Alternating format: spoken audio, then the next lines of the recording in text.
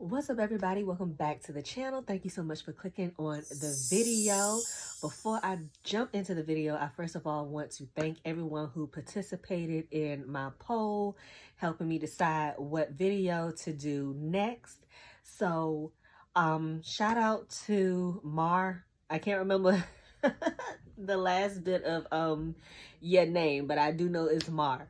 Shout out to you and thank you for making this video suggestion about stronger protection spells for people who are really sensitive and more vulnerable to psychic attacks. So, first and foremost, I want to say when it comes to stronger spells, if you are someone who's sensitive, number one, you want to fortify your mind, okay? Making sure that you don't slip into a victim mentality or anything. Look at your abilities and your sensitivity as a gift, as the gift that it is, and don't give in to the fact that, yeah, you are more sensitive, but that doesn't mean that you're any less protected. Okay, so I want you to make sure that you're fortifying your mind and knowing that, okay, yeah, I'm sensitive, but that doesn't mean that I'm any less protected than anybody else. If anything, it could mean that you're more protected. That's one way to look at it because, okay, you have this gift. And you know how it is. It's like when you see somebody, of course, yes, there are instances where, people see someone who has a talent and it's like, yeah, that attracts more negative attention, but it can also and does attract more positive attention too. And it's like you'll have people looking out for you because it's like this person is going to be somebody. And you don't even know that people are looking out for you in that way. And it's the same way in the spirit realm. It's like this person has a gift. They're more sensitive than others. Back away from, my descendant, because it could be your ancestors, your spirit guides, whoever, looking out for you, so keep that in mind. Another thing I want to say when it comes to being sensitive, it's not just protections that you need to think about. You also need to think about your cleanses, because if you are sensitive, obviously it is easier for you to pick up on energies and, pick up on attachments and things. So you want to make sure that you're being diligent with your cleansings, with your uncrossings. If you haven't seen my egg uncrossing video, I can link that in the description box below. I definitely recommend that you check that out. And like I mentioned in that video, when you're doing your egg uncrossing, pay attention to the back of your head, pay attention to the back of your neck, and definitely, you know how we got those two dimples, and some of us, the dimples start going away the older we get and the fluffier we get, and when gravity starts taking its course, darling. But we all have those two little dimples, like right above our ass cheeks, child.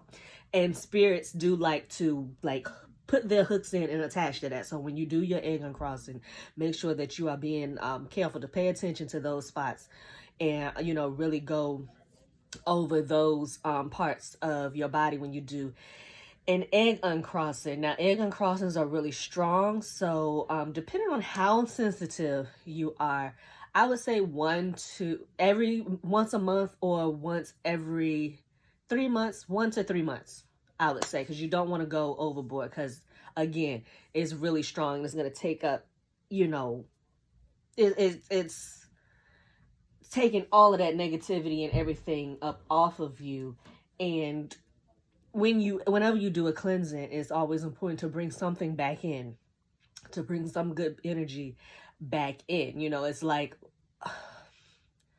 uncrossing is like, just clearing out a room. And then there's no furniture and there's nothing. Okay, you're cleansed, but you've also left a big void. So you always want to bring something and bring back in what you want to be brought in. Bringing in good luck, bringing in blessings, bringing in positivity, bringing in wisdom, bringing in clarity, bringing in just whatever, that's beneficial to you. Doing reversing's on a regular basis. I would say once a month, if you're really sensitive, because if you're being attacked, then you want to send that energy back out. You know, you want to send it to the center, and you don't have to have a name or know who or what is specifically attacking you. You can just, you know, reverse all harm being sent your way, all spiritual and psychic attacks being sent your way, whether they're being sent intentionally or accidentally, whether they're being sent consciously or subconsciously. I return all of these things to their sender, you know. So doing, regular reversing spells. And again, making sure that you're on your cleansing game, because when you are sensitive, it's not always a matter of you need something stronger. It could be more of a matter, it usually is more a matter of being more consistent and being more regular with your protections and your cleansings. So you should be doing something every day to cleanse and protect yourself. It doesn't have to be something elaborate. Every time you cast a spell, it doesn't have to be a spiritual bath or lighting a candle. It could be doing a cleansing sound bath. You know what I'm saying? With a singing bowl, putting that on before you start your day, making sure you're tapping in with your ancestors, your spirit guides, making sure you're connected to them, honoring them however you honor them, and building that strong connection. Because, you know, yeah, your spirit guides and your ancestors are going to look out for you, but just like if you were only coming to somebody in the physical when you need something or want something, that shit gets old, you know what I'm saying? But if you have a relationship with somebody and you just have a relationship, y'all shoot the breeze, you know, you always checking up on them. It's not always every time I'm calling you up is because I need some money. Can you come over and fix this for me? Like, okay, yeah, you got people that every time you call them, they're gonna come, but don't think that they're not feeling some type of way about it if you're not calling them any other time except for when you need something. And so, yeah, spirits can get that way as well and feel that way as well. So making sure that you have a strong connection with your ancestors, that you connect with them and connect with your spirit guides, just to connect with them, just to say hey, just to talk to them, you know, especially your ancestors. You know, however you talk to your ancestors in life, if you know you got a promotion, if something's good happened, if something bad happened, whatever, you know, you know who it is that you would call, and just tell them how your day went, ask them how their day went. It's the same thing, taking the time out to build that relationship. So, you know, nobody's feeling used, nobody's feeling like they're being taken advantage of. Again, yeah, you always gonna have some form of spiritual protection and folks looking out for you on the other side, spirits looking out for you on the other side, but don't abuse the relationship. Okay, just like you don't want to abuse anybody in life, in the physical, in the living. Don't abuse your ancestors and your spirit guides. Don't take them for granted. So doing something every day, you know, again, just taking some time to connect with them and keeping that relationship strong, so they looking out for you. And so that is a form of protection, though.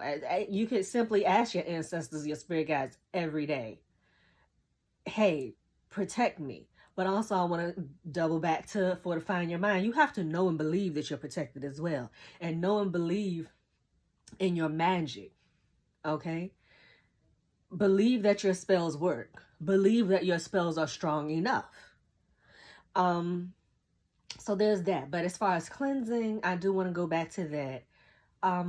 Doing something every day to keep cleansed. Like I said, it could be something as simple as listening to a sound bath. It could be something as simple as spraying yourself with Florida water. It could be something as simple as smudging yourself.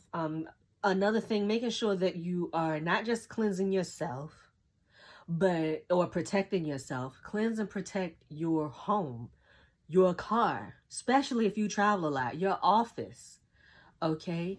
Another thing that you may want to do, I definitely encourage as far as protection and upping your protection, because again, again, it can be not so much as your protection isn't strong enough. It's just that you're not being diligent enough. You're not being regular enough. You're not doing little things every day.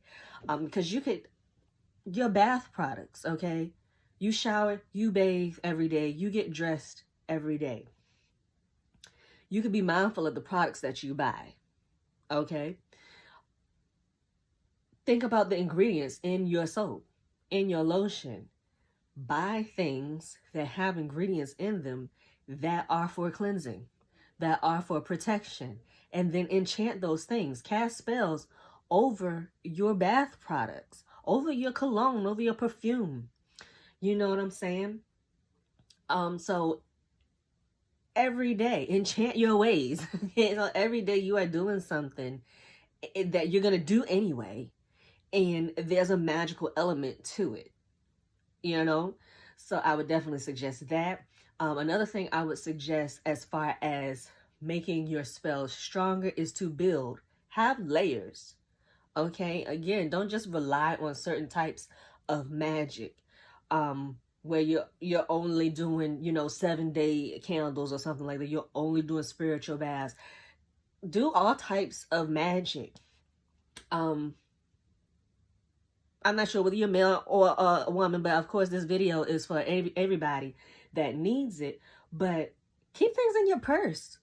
Have protective crystals in your purse. Be careful with them, because I know I've mentioned this before. I've had crystals break, and they can be sharp and dangerous. You get to reaching up in your purse and cut yourself. So, be mindful of that. But keep things in your purse. Keep things in your wallet. Okay? You can, and I'll link this below, and I mentioned this years ago. It's one of my oracle decks, and I believe it's called the Making Magic Manifestation Oracle. I think that's what it's called. I'm infamous for getting the name of things wrong, but I do believe that's what it's called. And it's a little deck, and each card has a different sigil on it. You can pop one of those in your wallet, pop one of those in your purse, and go about your merry way. Okay, playing cards. You can put a playing card, okay, in your wallet, because playing cards are used in spell work. Wait, hold on. Where is it? Here we go.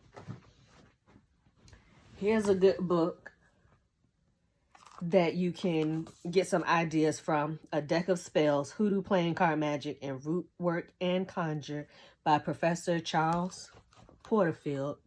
And I do have a video up here about playing card magic, and I do want to say that that is a protection spell, but it's been so long since I made it. I believe it's 4 Aces of Protection spell. So check that out. I think it's protection. So check that out. But keeping a playing card in your wallet, putting a playing card in your purse, having it in your pocket if you don't have a wallet, or maybe your wallet isn't big enough for a playing card. You can get mini playing cards. Tarot cards, tarot decks can be used not only for divination, but also for spell work. And you can get, they got all different sorts of tarot decks. They got ones that are small, but then they've got ones that are like itty bitty bitty. And I've seen playing cards that are really itty bitty. And now, granted, I've seen it in other people's videos, so I haven't bothered to search because I'm not in the market for it. But I'm pretty sure you can find many playing cards online. If you're into hoodoo and you work with the Psalms or Bible verses, now I have seen this. I had one of these. This was years ago, decades actually, at this point. But it was a keychain. It was a Bible on a keychain, and it was about this big, if that. Like, it was really small. You could put those little pages in your wallet, tarot verses, and put them in your wallet. Put putting things in your shoe. Matter of fact, I think that's a book, Papers in My Shoe. I think that is where you can protect yourself in all sorts of ways. I've put bay leaves in my shoes. I've put petitions in my shoes. So if you don't have pockets, or you don't want to carry your wallet on you can't, I know certain people, whatever, you have to keep certain things in your car, whatever, for your job. It's too bulky or whatever. You don't trust folks on your job. I don't know why you wouldn't have your wallet on you. But just throwing this out here just in case you're in a situation where that's the reality for you. I don't know everybody's situation and what folks got going on and whatever. But, excuse me, having petitions in your shoe. You could, if you can't come across that little Bible. Now I know you can come across these, the Psalms and Proverbs Bibles, because they're really small. I doubt they've stopped manufacturing those. Once you tear the page out and fold it up, it's going to be small. Because, of course, I know if you're like me, you can't stand to have something bulky up in your shoe. It's like having a rock in your shoe. So I get it. So you want the paper as small as possible, preferably just flat. So not even folded. So it's not plucking your nerve. But getting one of those little Bibles and using the verses, put it in your shoe, or kicking it real cheap and real old school, getting a piece of paper and writing a petition out, writing a protective psalm out, writing a protective chant, and putting that either in your wallet or in your shoe or in your pocket. Other things to build your magic and layer your magic: talisman, charms. Okay, you can get itty bitty little bottles. Like, check out the craft stores. You can get itty bitty little bottles, and you can put protective herbs in them. You could keep that in your pocket. You could keep that in your purse. You could put that in your car. You could have that itty bitty bottle at your office, where it could be behind the computer screen. Nobody's gonna see an itty bitty bottle like that. And if they do, what you could do, and you don't want anybody to see it, you could have a plant on your desk and plant. First of all, the plant itself, you could get a protective plant and have that on your desk. Get one of them little cactuses. Well, I guess it's cacti, but get one of those little cactus plants that are the little baby ones. And that itself is protective. The cactus plant itself is protective. But if you want that added protection, you can bury a crystal in there. Bury a petition in there. Bury some extra herbs in there. Bury a little bottle in there. So layer your magic to make the protection stronger. I know another thing that I wanted to mention, going back to the cleansing. When you cleanse, make sure that you are paying attention to your doorways and corners. We live in houses where we have these harsh angles. Energy gets trapped there. It's bad feng shui, it's bad juju. It doesn't allow for flow of energy. The energy goes and it's just going in these corners and it's getting trapped. When you cleanse and when you protect, make sure you're paying extra attention to your corners, to your doorways. And like, they're thresholds, they're portals. All doorways are portals. I mean, think about it. That's just common sense. It lets people in and out of your home, right? Well, it lets spirits in and out of your home as well. And that's any doors. There's not just the outside doors. It's the doors leading to rooms as well. So make sure it's not just the door itself, but you're paying attention to the door frame and all of that, in cleansing it, because spirits like to hang out in those spaces. So make sure you're cleansing and protecting that. You could place things across your door for protection. Paying attention to the windows. Yeah, but layer your protections to make them stronger. And then lastly, and I hope I'm not forgetting anything, because I this morning when I saw the comment, I just started brainstorming about different things, and I didn't take any notes. I'm just going off of memory of this brainstorm that I had this morning. But yeah, my train of thought and slipped. Oh my god. I wanted to talk about herbs as far as the herbs and curios that you're using. Think about that. Rosemary is protective. Salt is protective.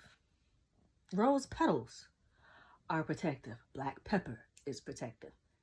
Chili powder is protective. Now, I'm mentioning these things because I want you to think about how each of those things make you feel, because they're all strong protections. I adore rosemary.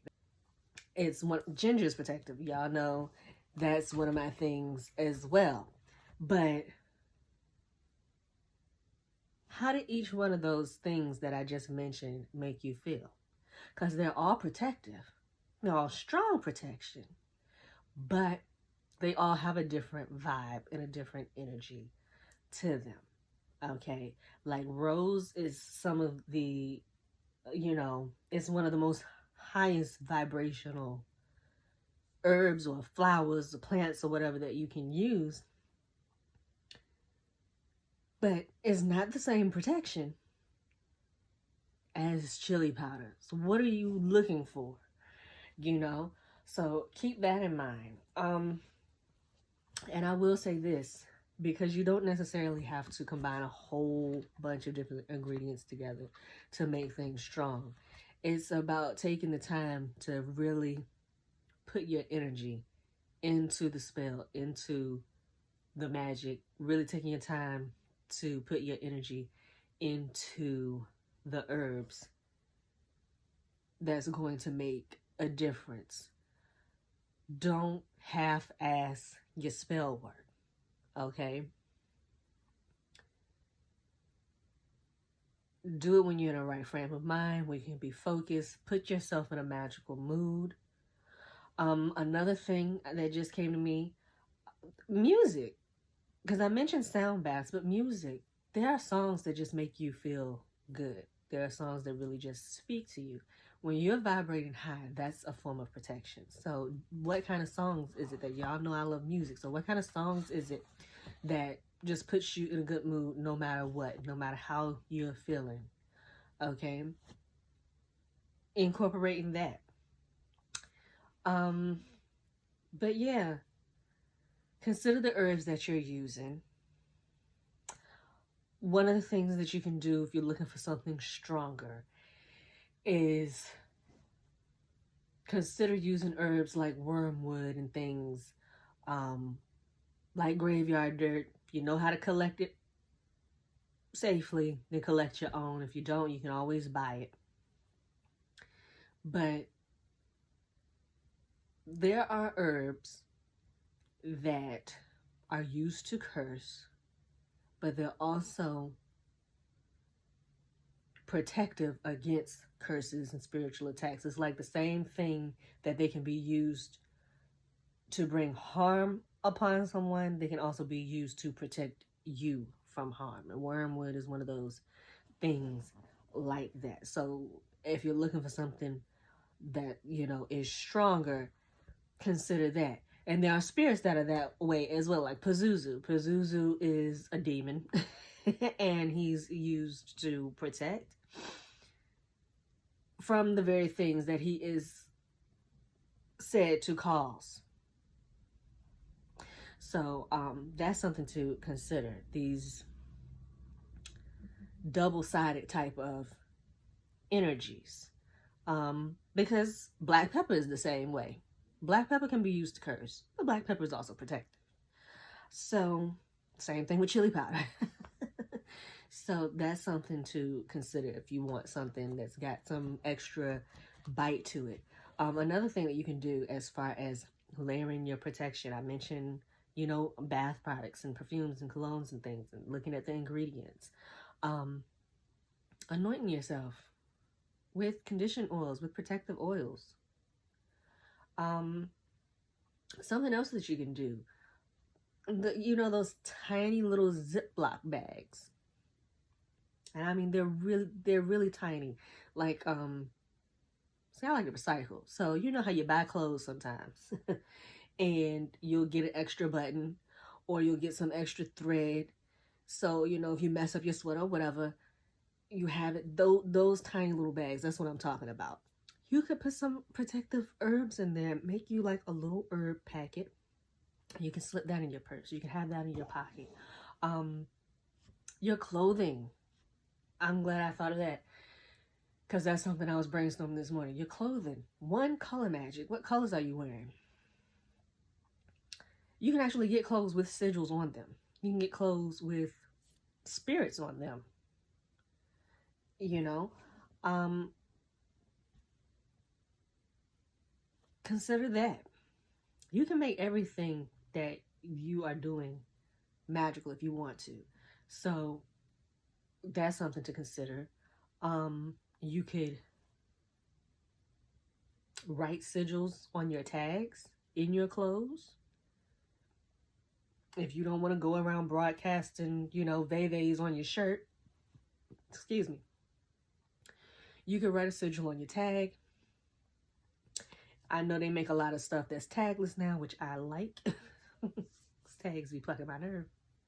But you can go to, you know, craft store, wherever, or if you have old scraps of fabric, if there's something significant to you, if that fabric is significant to you or what have you, like say it was a piece of your grandmother's clothing or something, whatever, or you can just get you some fabric and put a sigil on it. And if you're really good at sewing, just sew that sigil up there, and then you could sew this little patch somewhere in your clothes, of course keeping in mind that you don't want the thread to be seen from the other side. You don't want to, you know, you can sew it on your pocket, but you don't want to sew your pocket closed. So, you know, keep that in mind. But that's something that you can do. And sew things into your clothes. You could sew crystals into your clothes. Okay. I would recommend maybe getting like the little tumbled stones, making sure that they're water safe and waterproof. Because I mean, once you sew it in there, you probably aren't trying to take it out all the time. So you want to sew it in there sturdy and make it so that it's protected. Another thing that you can do, crystals. Okay. You could actually, well,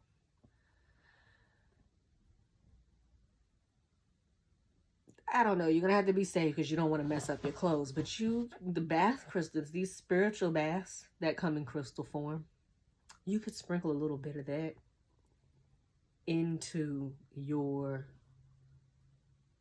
washing powder or into the wash when you're washing your clothes. So you're infusing protection into your clothes.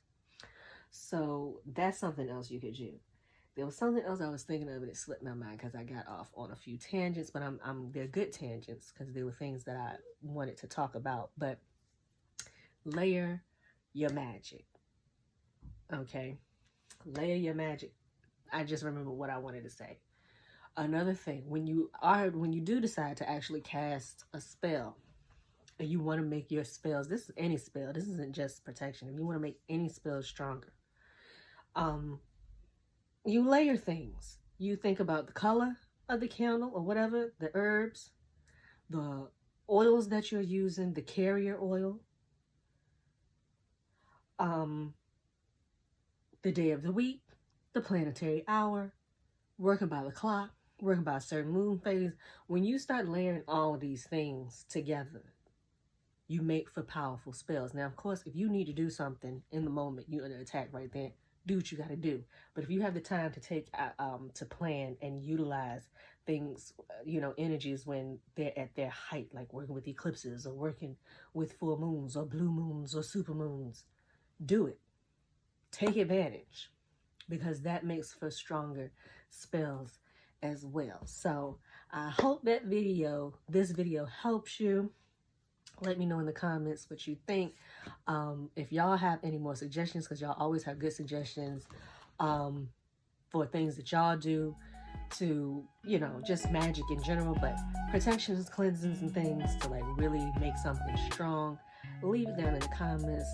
Let us know.